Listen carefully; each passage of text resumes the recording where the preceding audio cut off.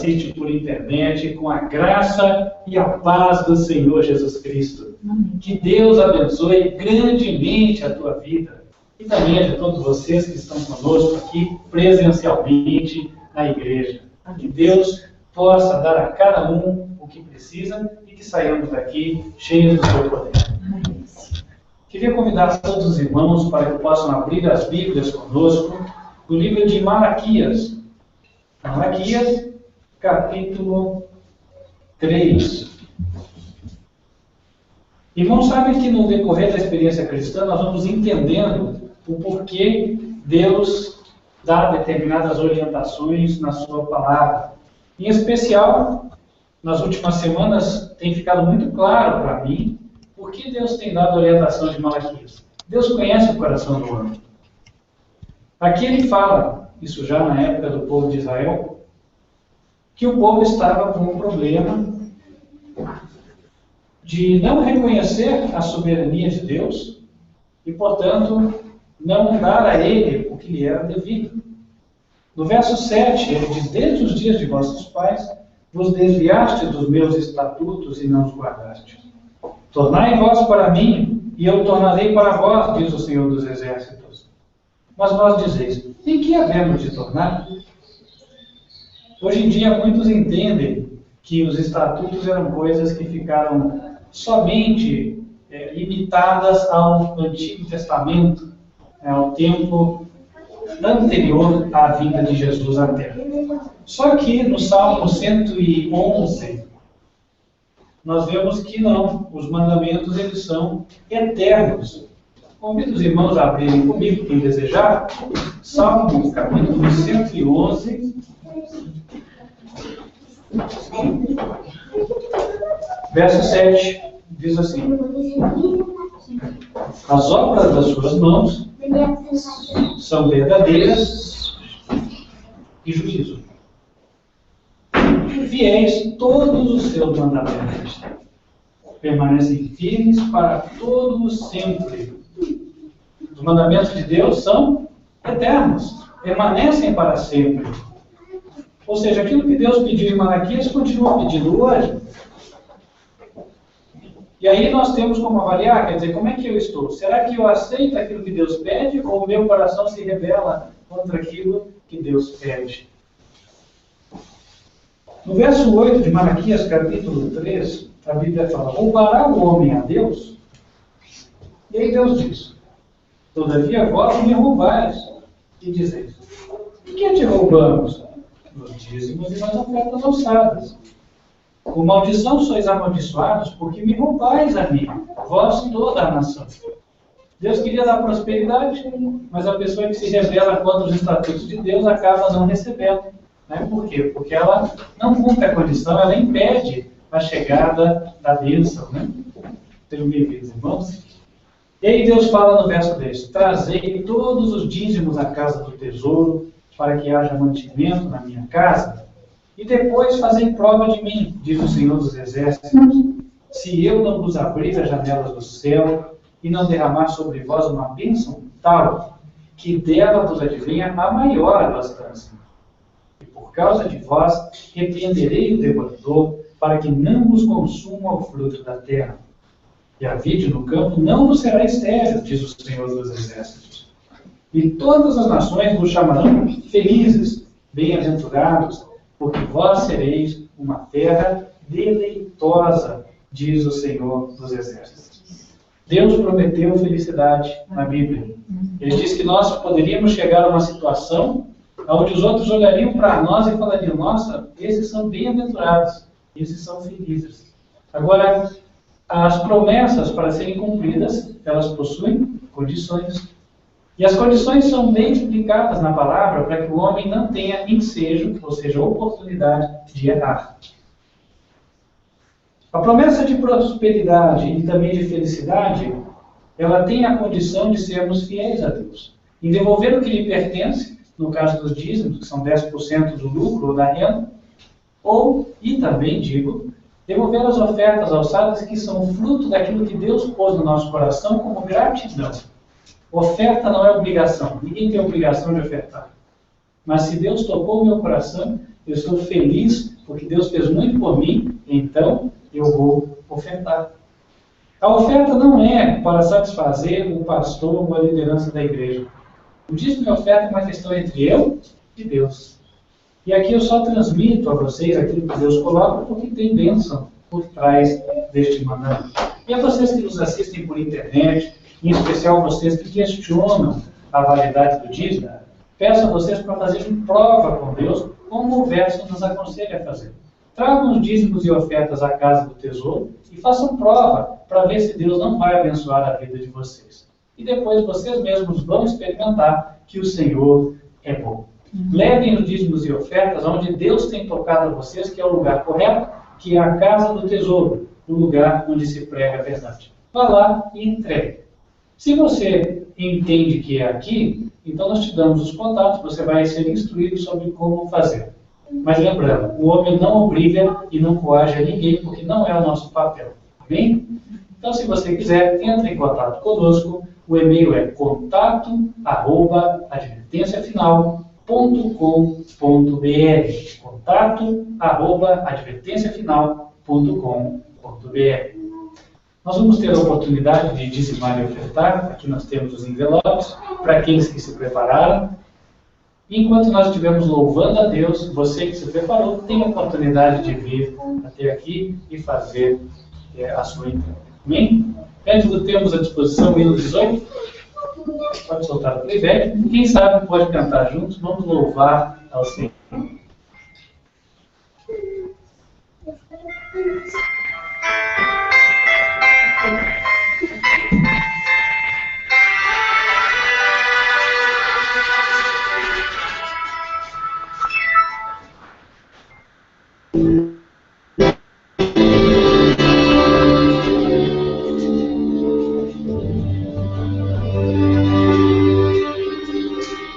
Meu melhor momento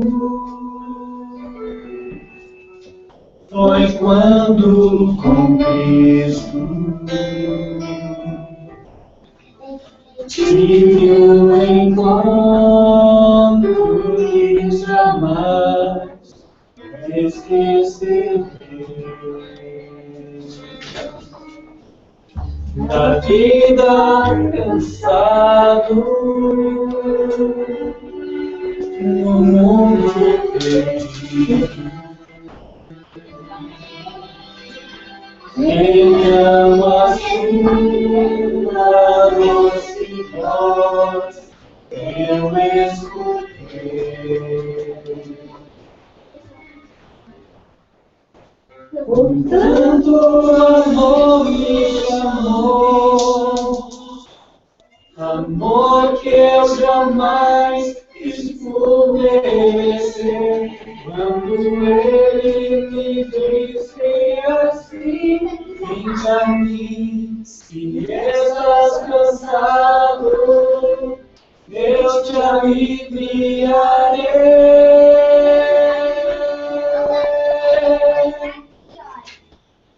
Tanto amor me atraí, com tanto amor eu não resisti, chorando na vida eu entreguei, eu venha comigo, foi quando eu encontrei. Meu melhor momento.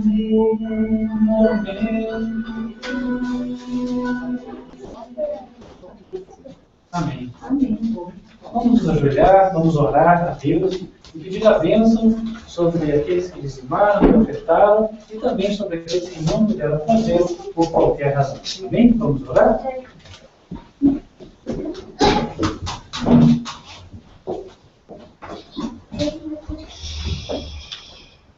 Santo Deus, Criador dos céus e da terra, reconhecendo que tudo pertence a Ti, estivemos devolvendo aquilo que é Teu, os Teus dízimos, e também, Pai, oferecendo ao Senhor as ofertas. Amém.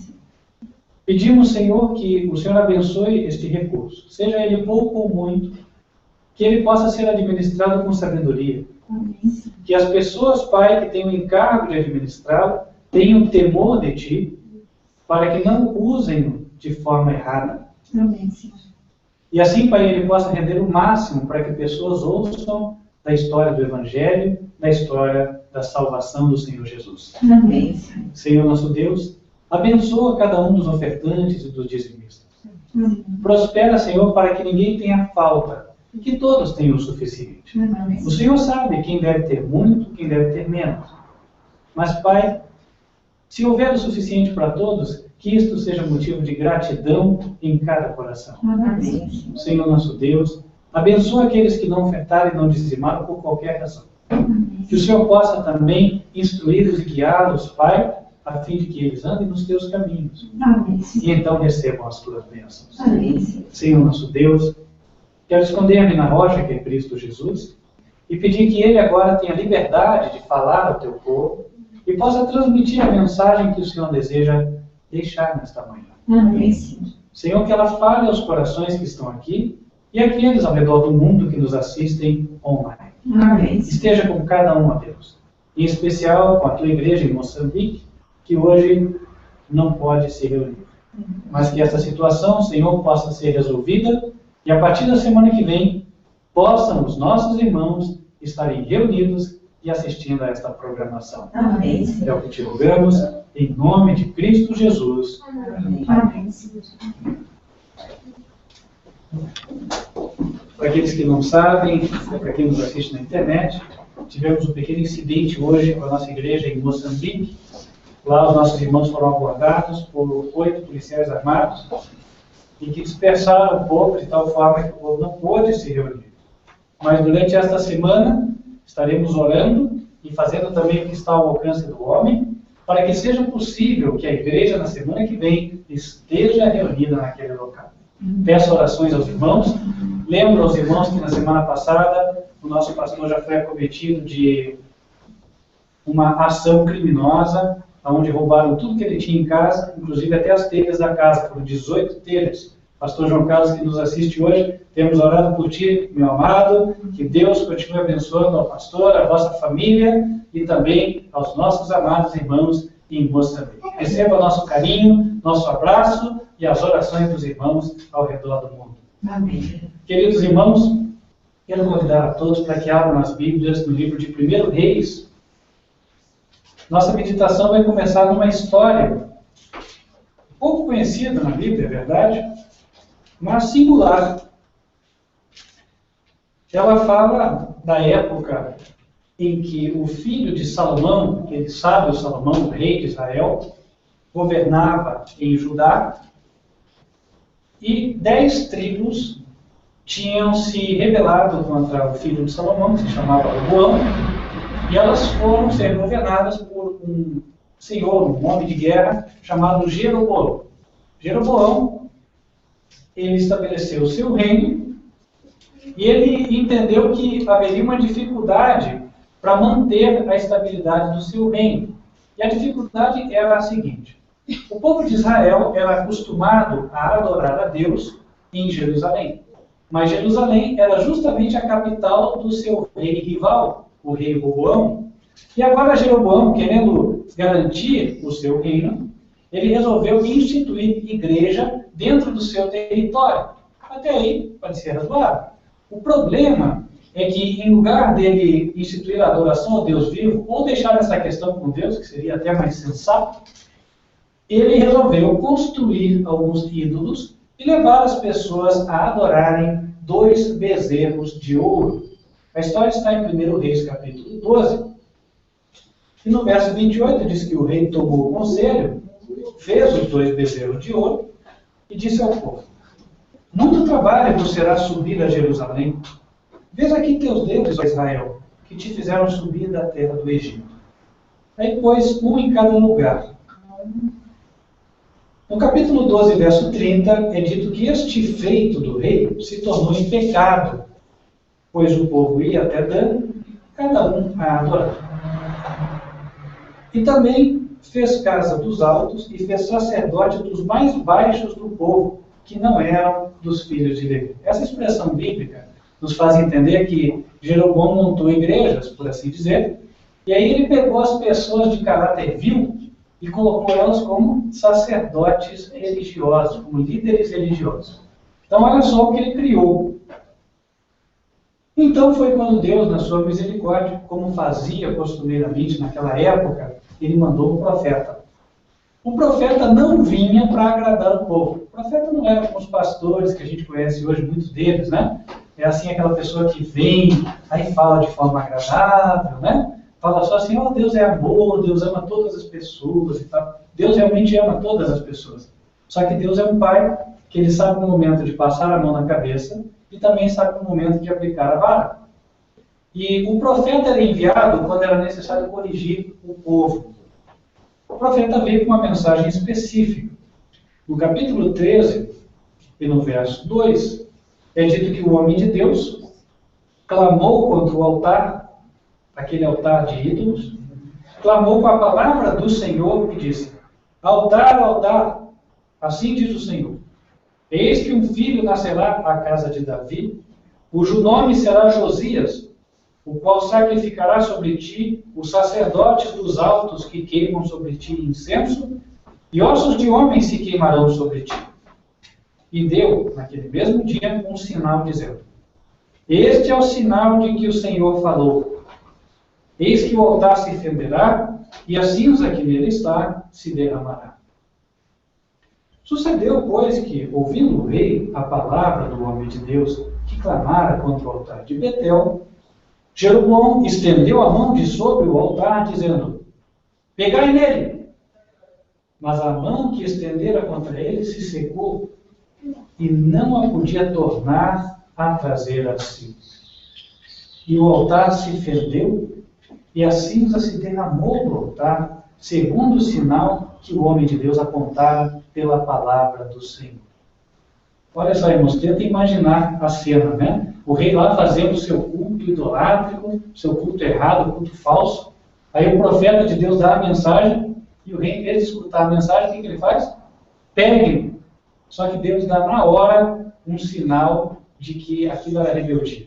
A mão dele fica seca, o altar na hora se racha e cai a cinza. Aquele rei, na hora ele estremeceu. E aí no verso 6 diz que o rei respondeu e disse ao homem de Deus, ora a face do Senhor teu Deus e roga por mim para que a minha mão se me restitua. Então o homem de Deus orou à face do Senhor e a mão do rei se restituiu e ficou como antes. E o rei disse ao homem de Deus, vem comigo à minha casa e conforta-te, dá-te-ei um presente. Porém, o homem de Deus disse ao rei, ainda que me desses metade da tua casa, não iria contigo, nem comeria pão, nem beberia água neste lugar.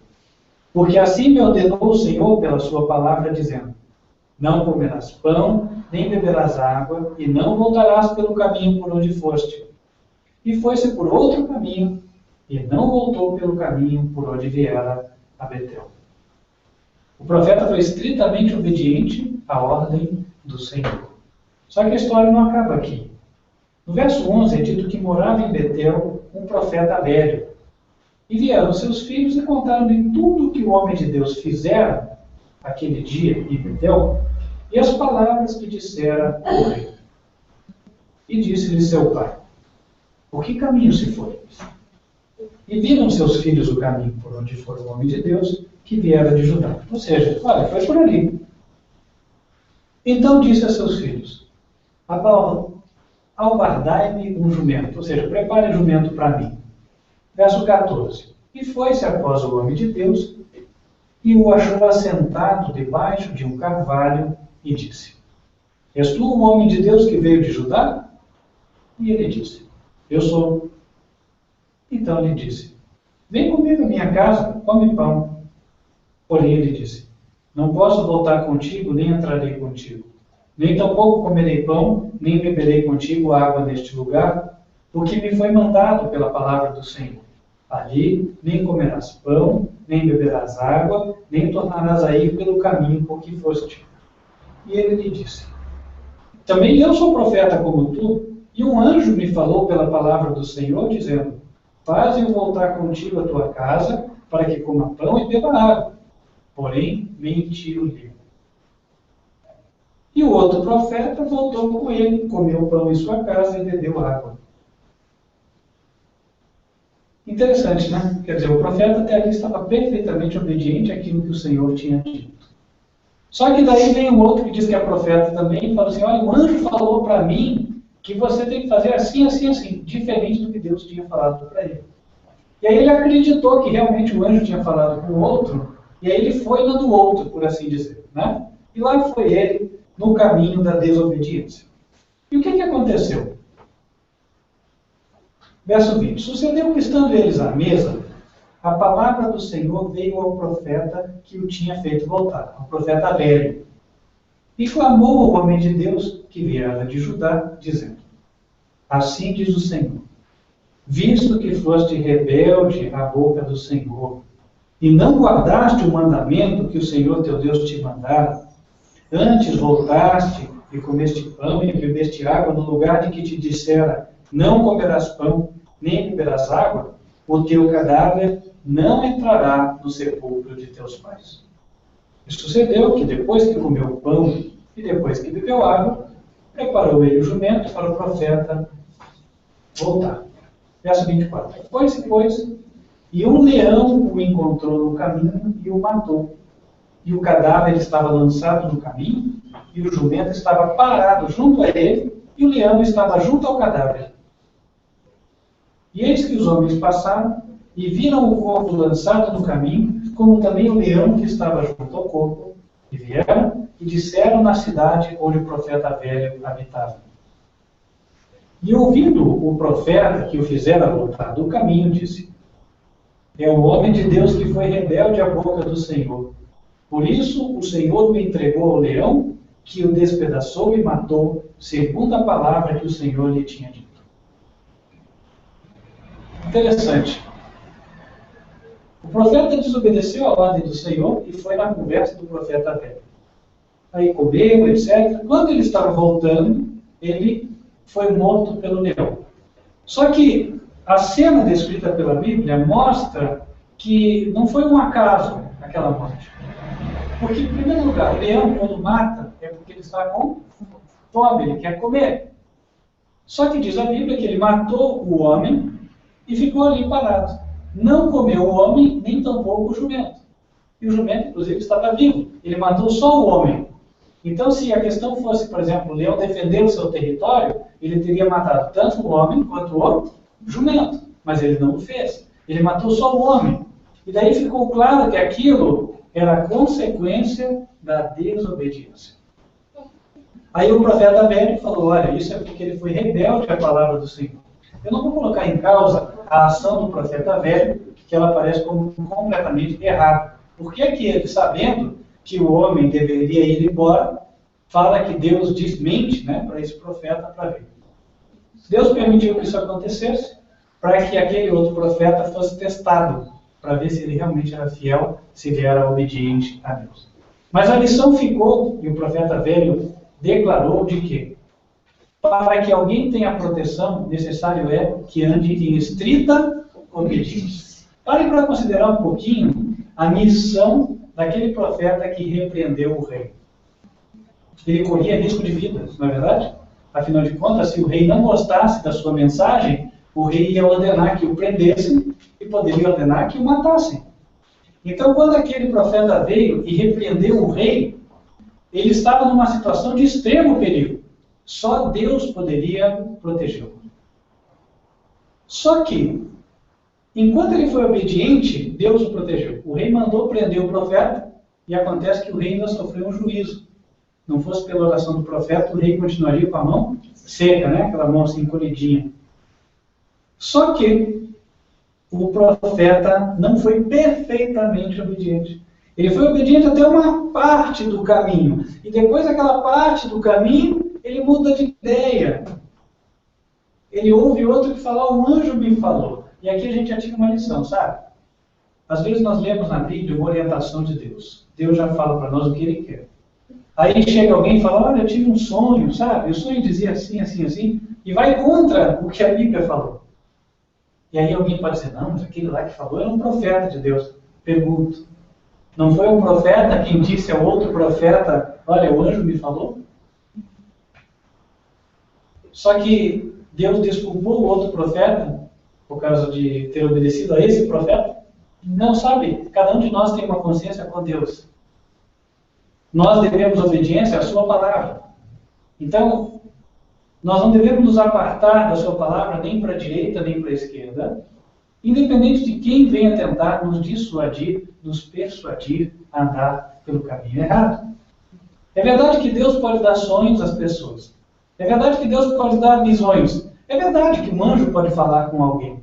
Mas que isso não desvie ninguém de fazer o que é certo.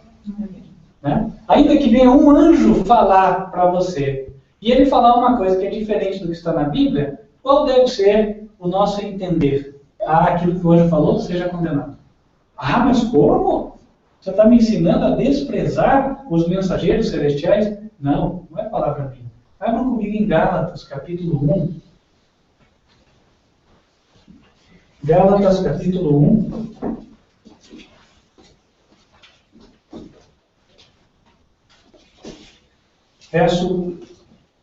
Verso 6 até 8.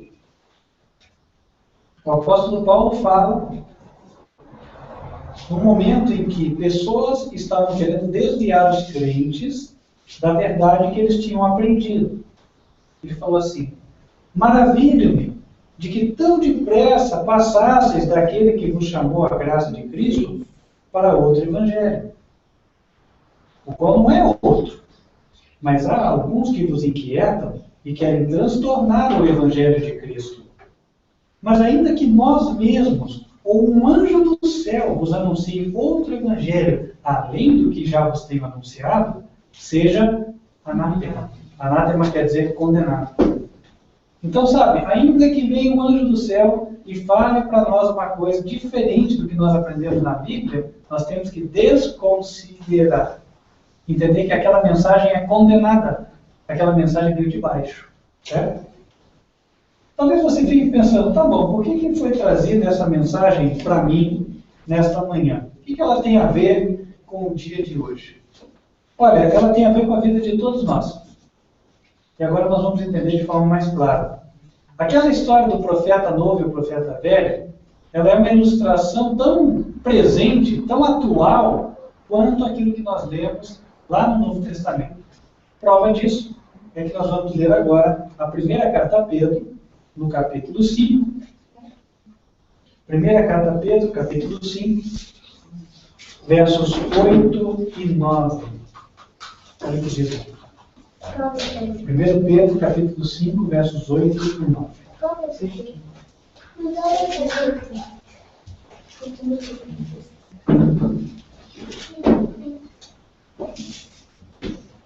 Diz assim: sede sóbrios, vigiai, porque o diabo, vosso adversário, anda em derredor, bramando como leão, buscando a quem possa tragar, ao qual resistir firmes na fé, sabendo que as mesmas aflições se cumprem entre os vossos irmãos no mundo. Então, o que acontece? Nós estamos hoje também em uma caminhada, nós temos uma missão, e ela é uma missão perigosa, assim como era a do profeta. A todo momento nós corremos risco. O diabo quer nos arrebatar a vida eterna, aquela que Deus nos comprou com o sangue de Jesus. Para que nós não caiamos na boca do leão, é necessário que nós resistamos às ciladas do leão. Porque o leão, o diabo, ele está andando em derredor, está bramando, buscando a quem ele possa tragar. E nós precisamos resistir-los firmes. Temos que vigiar para que nós não saiamos do caminho que a Bíblia nos orienta, que os mandamentos de Deus nos orientam. Sabe, eu estava assistindo um filme de natureza, é um documentário sobre os grandes felinos. Interessante porque, à medida que a câmera vai filmando o que ocorre, o narrador vai comentando o que o felino está fazendo e o que a presa, a possível presa, também está fazendo. E me chamou a atenção um detalhe. O felino andava no meio da mata e ele dava alguns passos e parava. Dava outros passos e parava. Dava outros passos e ficava imóvel. E aí quando o narrador então fala assim, ele sabe que ele só pode se mover enquanto a presa não estiver olhando. Interessante, não? Na hora, aquilo me fez pensar, bom, enquanto o veado, o servo, ele está vigiando, o tigre e o leão não se aproximam. Enquanto ele está de olhos abertos, atento ao que está acontecendo, os predadores ficam imóveis. O problema é quando ele baixa a guarda. É quando ele deixa de vigiar e agora ele vai fazer as suas atividades como se nada tivesse acontecendo. Como se nenhum perigo estivesse por ali. E é justamente quando ele baixa a cabeça e se preocupa só em comer, que daí o animal dá o corte. O Senhor nos fala, vigiai, sede sóbrios. Sabe, esteja atento. Sempre esteja se autoavaliando. Sempre esteja se autoavaliando pensando assim, será que o que eu pretendo fazer é aquilo que Deus aprova? Será que o que eu planejei para amanhã é o que a Bíblia me orienta a fazer? Será que esse é o caminho do Senhor? Sabe, eu preciso vigiar a cada momento. Se vocês tiveram já a curiosidade de assistir, por exemplo, como os búfalos fazem, a história, os filmes dizem que eles passam a maior parte do tempo vigiando. Interessante, não? E quando um está com a cabeça baixa, comendo, o outro está com a cabeça alta, olhando. Justamente para que eles não caiam numa emboscada, numa situação difícil. Vigiar a todo momento. Esta é a garantia de segurança, porque o território ele está minado, ele está cheio de inimigos. Espiritualmente, nós temos que vigiar. O apóstolo Paulo, em Efésios, capítulo 6, no verso 11, diz assim, revesti-vos de toda a armadura de Deus, para que possais estar firmes contra as astutas ciladas do diabo. Porque não temos que lutar contra carne e sangue, mas sim contra os principados, contra as potestades, contra os príncipes das trevas deste século, contra as hostes espirituais da maldade nos lugares celestiais. Portanto, tomai toda a armadura de Deus para que possais resistir no dia mau. E havendo feito tudo, ficar firmes. Estai, pois, firmes, tendo cingidos os vossos lombos com a verdade. O que é a verdade? Quem sabe me dizer? A Bíblia diz em Salmo 119, Salmo 119, verso 142, fala, a tua lei é a própria verdade.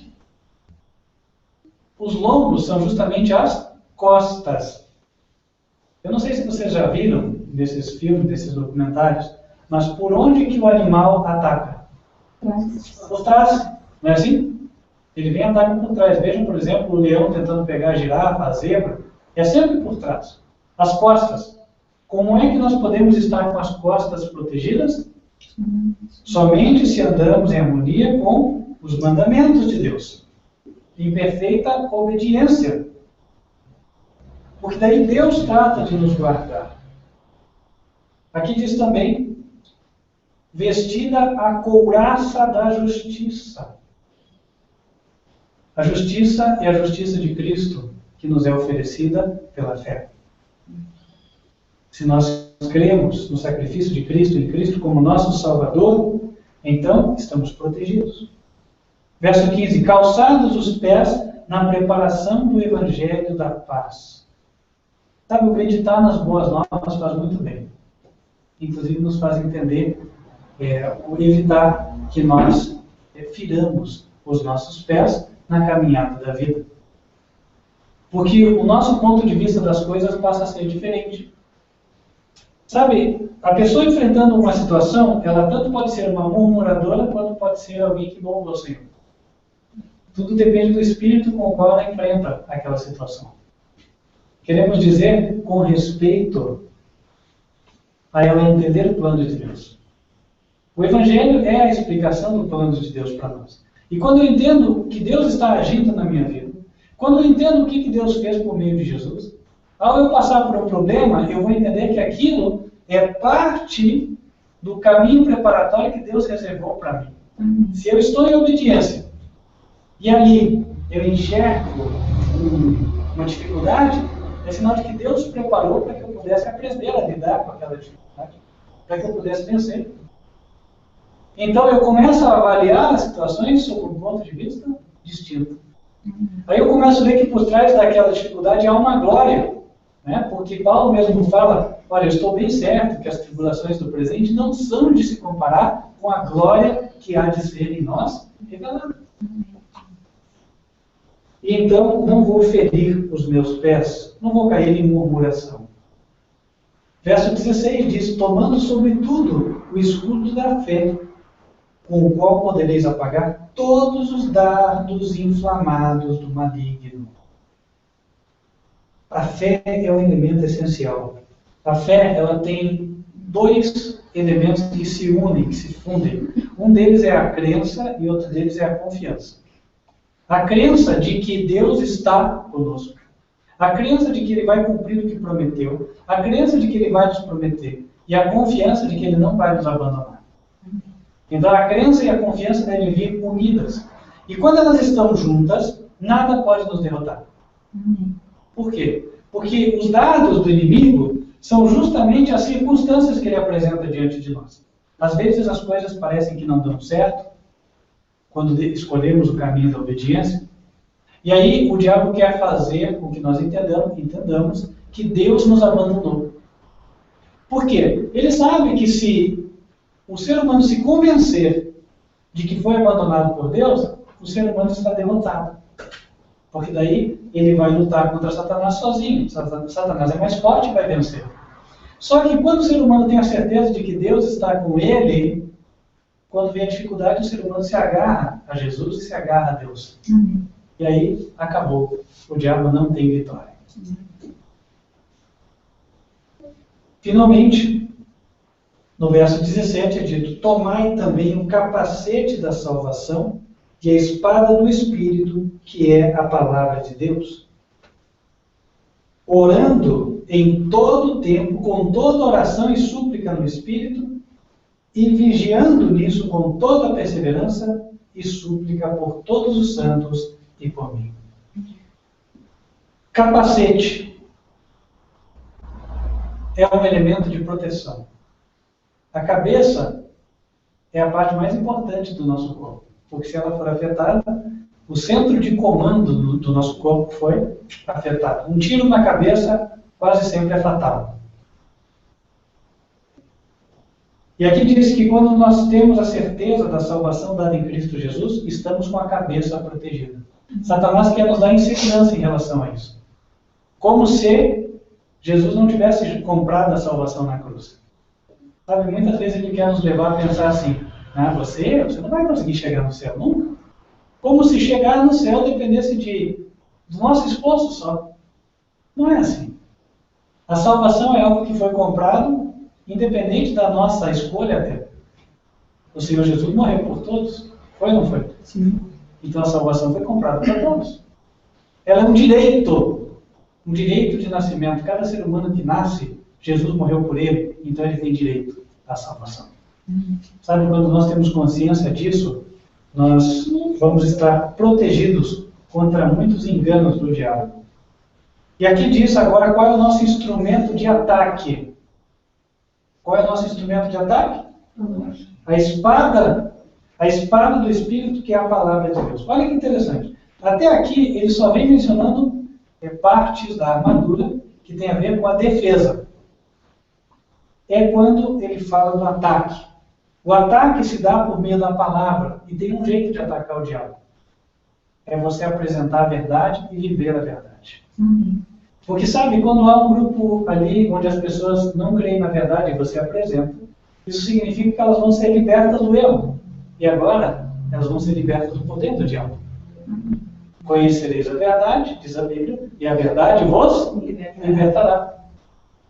Então, nós temos que fazer bom uso da nossa palavra, da palavra de Deus dentro da Bíblia. O apóstolo Paulo, dando conselhos a Timóteo, dizia: procura apresentar-te como obreiro que maneja bem a palavra, que não tem do que se envergonhar. Para isso, nós temos não só que ler a Bíblia, temos que estudar e principalmente colocar em prática. Tenho por experiência de que só ler e não colocar em prática não vai fazer da Bíblia um instrumento de ataque. O instrumento de ataque, ele é de ataque quando ele é usado. A espada na bainha não serve para muita coisa, não é verdade? Agora, a espada na mão, desembainhada e devidamente manejada, ela é um instrumento poderoso. Sabe, Deus quer que nós sejamos poderosos nas Escrituras, como Apolo era. O livro de Coríntios fala sobre Apolo, não é verdade? Também o livro de Atos. Apolo era poderoso nas Escrituras, de tal forma que vinham os pregadores do erro tentar mostrar os seus argumentos, e eles eram todos derrotados por Apolo, porque Apolo apresentava a verdade. E aí não tinha.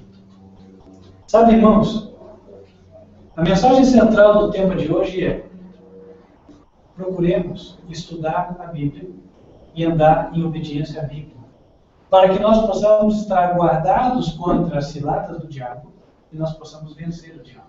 Amém, Senhor. Vigiemos para que o diabo não venha nos roubar aquilo que nós ganhamos, que já nos foi dado. A salvação foi dada a todos nós. E nós só podemos perdê-la se nós deixarmos que ele nos roube. Vigiar como? Com toda oração e súplica. Enoque andou com Deus, diz a Bíblia. Mas ele andou porque a todo momento ele perguntava: Senhor, é este o teu caminho? Como eu vou fazer para te agradar? E aí ele andava. Ele não perguntava se o caminho era difícil. Ele não falava: Senhor, mas sabe o que é? Esse caminho aqui não tem como. No fundo, o Senhor só sabe, muito complicado ali. Não. Independente das dificuldades, ele avançava. O apóstolo Paulo, em Atos, capítulo 14, ele nos diz uma coisa.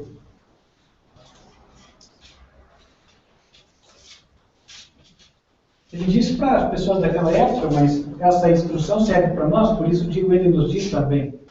Atos 14, verso 21.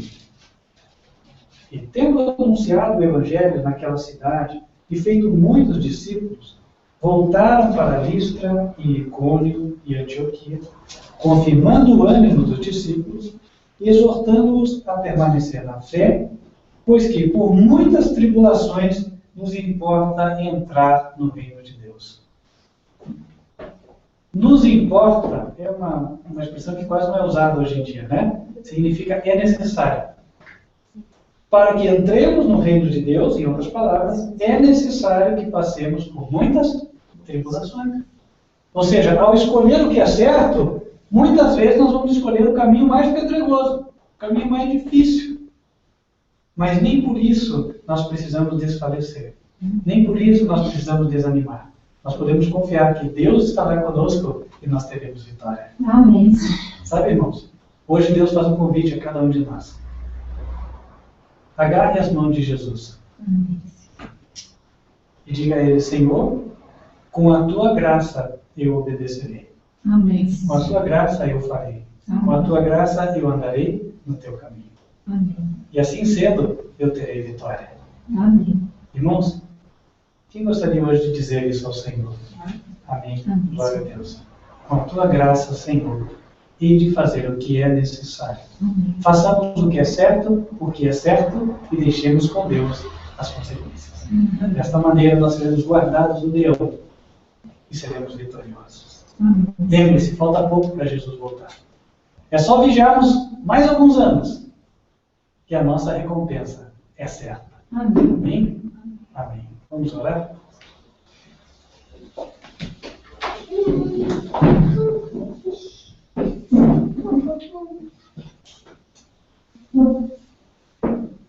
Senhor nosso Deus, que nos altos seus habitas, nós queremos pedir, Senhor, que Tu nos venhas guardar das ciladas de Satanás. Amém, Senhor. Venha nos manter no Teu caminho, ó Deus. Amém. Porque se estivermos em obediência, o leão não terá poder sobre as nossas vidas.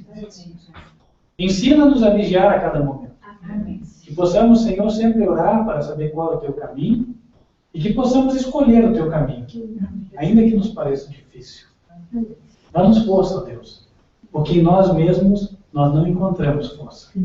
Somos fracos, mas contigo todo o poder está ao nosso lado. Amém. Senhor nosso Deus, abençoa cada irmão, Senhor, cada irmã que está aqui e que nos assiste pela internet. Amém.